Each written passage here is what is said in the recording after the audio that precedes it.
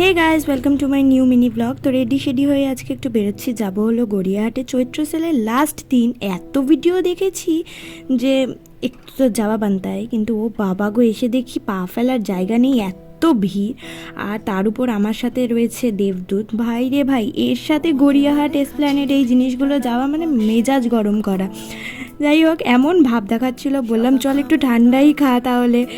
একটা cold coffee নিলাম আমি, আর ও লস্যি নিল, সেটাকে খেলাম।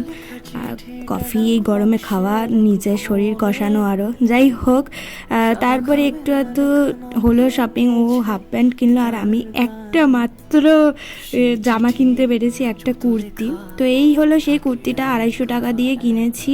মন মতন শপিং একদম সত্যি বলছি করতে পারিনি, এর জন্য আমি বার্গেনিংও করতে পারিনি। তো যাই হোক, কুর্তিটা বেশ সুন্দর হয়েছিল। ব্যাস এইভাবেই কাটলো গড়িয়াহাটে মনমরা শপিং।